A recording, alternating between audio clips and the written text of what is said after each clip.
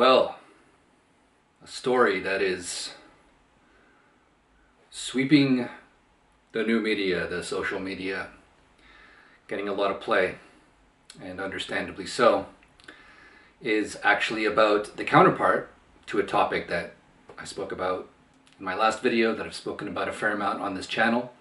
But a counterpart to sick feminine energy is sick masculine energy. Now, women tend to operate from a place of sick feminine energy if they haven't integrated their shadow, if they have resentment and jealousy and a variety of negative personality and soul-based components that they haven't worked through and tried to process. Usually women that will manifest from a place of sick feminine energy and do sneaky, destructive things from behind the scenes, mess with someone's reputation, maybe inspire others to hate or refuse to interact with or damage someone's life in some way. It often goes from women towards men, but men can embody sick feminine energy as well.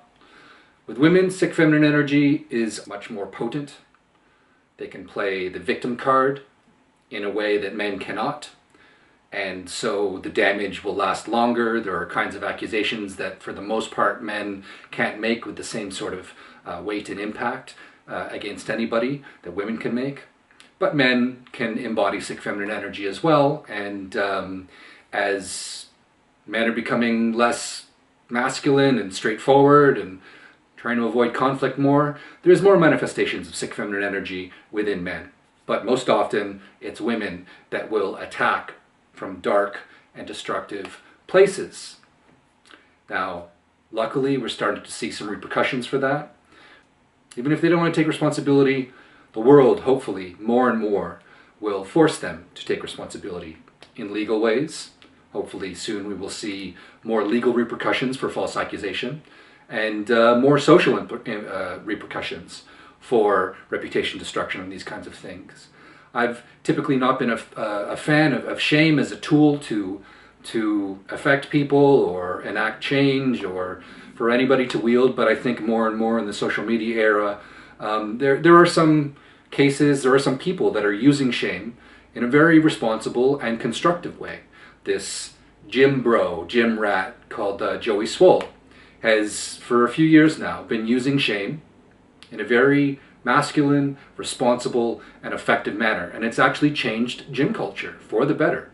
It's gotten some people kicked out of gyms. It's gotten some people's social media accounts taken down. And this is as it should be. There needs to be more and more repercussions for this kind of dark, surreptitious, slimy, snaky movement that manifests from sick feminine energy.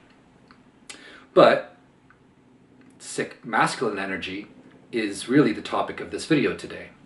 And women can embody sick masculine energy, but in the same way that sick feminine energy is far more potent, carries much more weight, can do far more damage if a woman wields sick feminine energy, if a woman wields sick masculine energy, just physiologically, practically, materially, a woman typically cannot enact as much damage in most cases as a man can.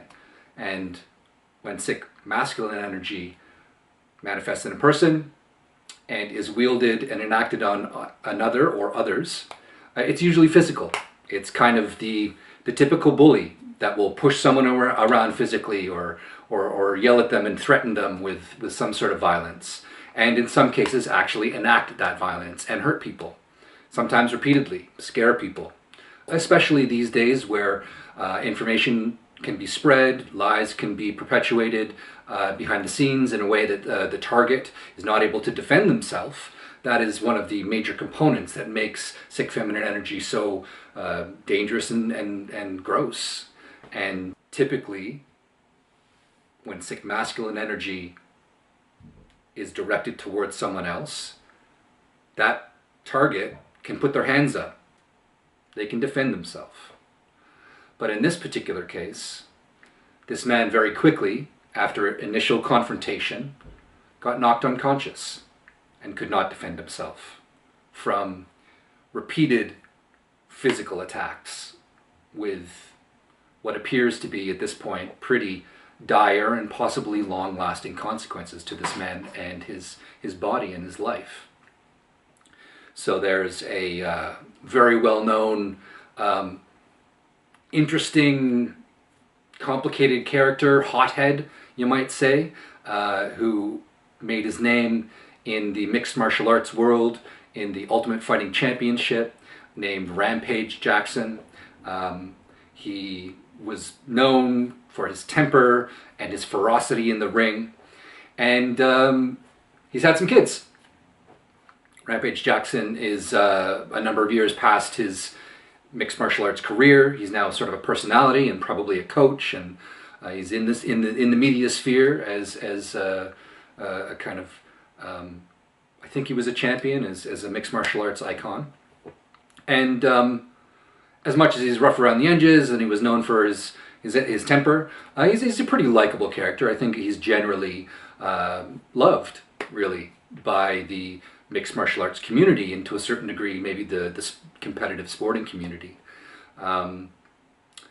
So one of his sons, unfortunately, young man in his 20s, has been doing a lot of content with his father, and the son has developed a personality online, has started to try to build his own brand, has been doing streaming, and found himself at a kind of small-time amateur pro wrestling event. Now, pro wrestling, I'm doing air quotes because pro wrestling, it's professional, but generally wrestling it's very demanding. It can be very physically dangerous. There is legitimate violence involved, but it's a show.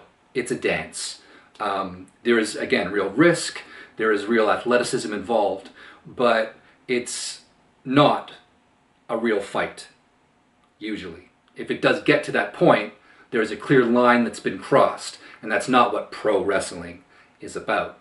So this son of Rampage Jackson, called Raja, I think, Jackson, was at this wrestling event and was building his brand, displaying his personality online, streaming at various points, and got into a kind of misunderstanding, an altercation with one of the pro wrestlers at this event. This pro wrestler named Psycho Stu, big guy with a belly and a long beard, supposedly. Psycho Stu was a veteran of some sort. He was in the military, probably dealing with some sort of repercussions from what men go through in battle, some sort of PTSD maybe, and found wrestling as a way to reintegrate into society and focus himself and improve his life and make some money and have some sort of personal expression. A can was smashed on Raja's head. It probably didn't really do any damage. Now, at the time that this pro wrestler smashed this can on Raja's head, Raja was visibly upset, took off his bag, seemed like he was going to take off his shirt, but there are other people like to get ready to fight, but there are other people around. They tried to calm the situation down. The pro wrestler was a little confused because the pro wrestler appeared to think that Raja was part of the pro wrestling show. And so Psycho Stu apologized, it appeared, to Raja. Raja seemed to accept the apology, and everything seemed to be fine in that one video where the apology was given and received. But unfortunately, social media, male egos got involved after the confrontation seemed to be resolved, and I think Rampage Jackson might have innocently, from Rampage's point of view probably, talked a little trash to Raja about getting pushed around by these wrestlers, and I think there were a few other pro wrestlers that suggested that Raja could get in the ring and they could all make this part of the wrestling show. Suggested that he could get that Raja could get some get back, some receipts or something like that. Land a few licks to repay the can smash, which again ultimately seemed to do no damage and probably was pulled in some sort of way that pro wrestlers often operate to reduce pain and damage to others. So the cancer match was not a big deal, but from various sources, Raja's temper got reignited, but also by young little internet shits, little trolls, little kids that just want drama, want action.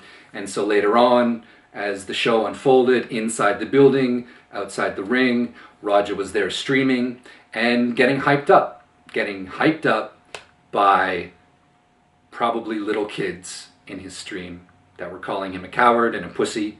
And Raja verbally talked about going in to get some sort of revenge and put some sort of real damage onto this pro wrestler, Psycho Stu.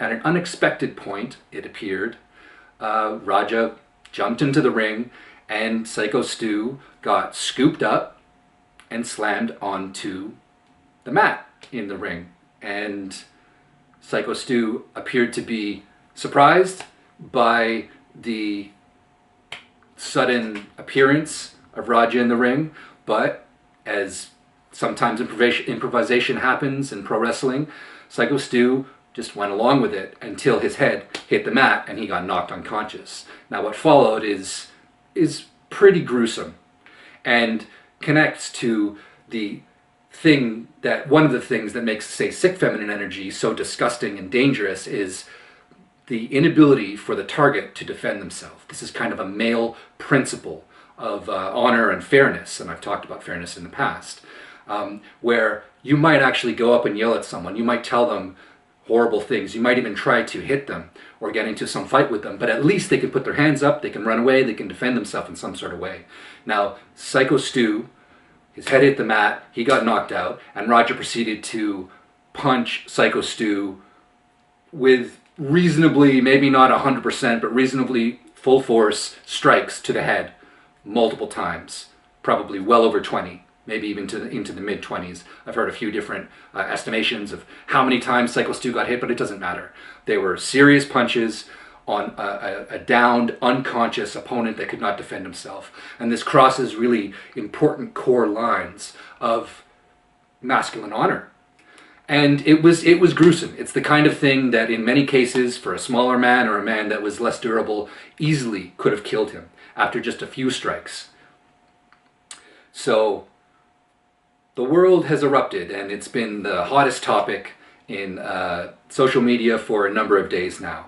And unfortunately, it appears that this might have to be a case where Raja is an example, where an ego, an anger in a man gets inflamed, and he goes too far, and he crosses the line over and over and over, and serious physical repercussions are the outcome.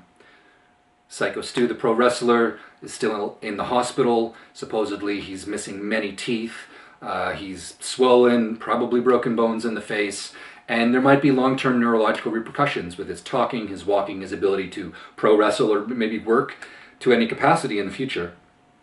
And he's lucky to be alive with the beatdown that Raja laid upon him.